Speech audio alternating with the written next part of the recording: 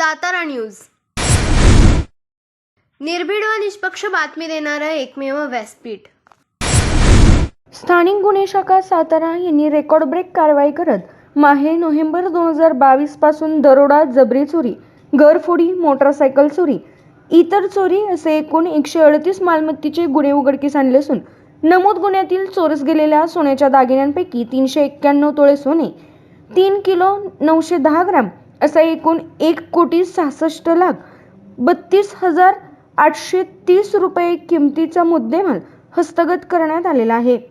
Police अधीक्षक समीर शेख सातारा व श्रीमती आचल दलाल अप्पर पोलीस अधीक्षक सातारा यांच्या मार्गदर्शनाखाली पोलीस निरीक्षक अरुण देवकर, सहाय्यक पोलीस निरीक्षक सुधीर पाटील, रवींद्र भोरे, पोलीस उपनिरीक्षक अमित पाटील, पतंग पाटील, विश्वास शिंगाडे, पोलीस अंमलदार विश्वनाथ सपकाळ, अतिश घाडगे, संतोष सपकाळ, विजय कांबळे, संजय शिर्के, शरद बेबले, लैलेश फडतरे, लक्ष्मण जगधने, सचिन साळुंके, प्रवीण फडतरे, सनी आवटे, मनोज जाधव, अमित माने, अविनाश चव्हाण, गणेश कापरे, अमित सपकाळ, प्रमोद सावंत, राजू कांबळे, स्वप्नील कुंभार, अमित झेंडे, अजय जाधव, ओंकार यादव, विक्रम पिसाळ, मोहन पवार, अरुण पाटील, विशाल पवार, रोहित निकम, सचिन ससाणे, पृथ्वीराज जाधव, मयूर देशमुख, संकेत निकम, प्रवीण पवार, आधिरा वीर, शिवाजी गुरव, पंकज बेसके, अमृत करपे, संभाजी साळुंके, विजय निकम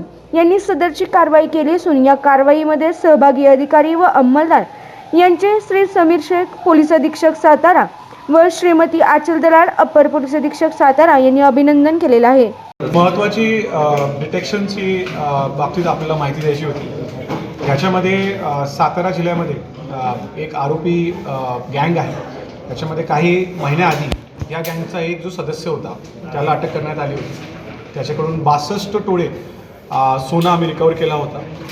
ह्या गँगचा अजून एक मेंबर, एक सदस्य आम्हाला आता सापडलेला आहे। हा फलटण भागाचा राहणारा, साखरवाडीचा राहणारा हा आरोपी आहे। याच्यामध्ये साताऱ्यात त्यांनी सातारा आणि पुणे मिळून असे त्यांनी एकंदरीत 23 गुन्हे केलेले होते अशी कबुली त्यांनी दिलेली आहे। याच्यामध्ये दरोडा, जबरी चोरी, घरफोड्या, चेन स्नॅचिंग, साधे चोऱ्या अशा प्रकारचे हे गुन्हे आहेत। यांच्यामध्ये वेगवेगळ्या ठिकाणी फिरस्त असतात, फिरून ह्या सगळ्या चोऱ्या करत असतात।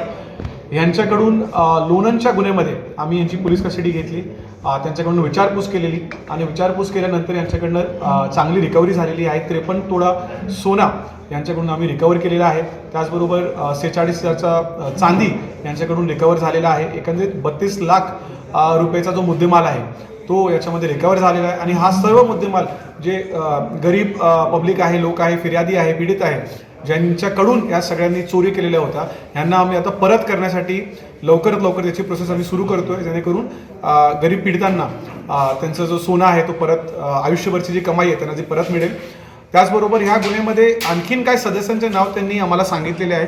ते नाव निष्पन्न झाल्यानंतर आता त्यांच्या मागे आम्ही लागलेलो आहे।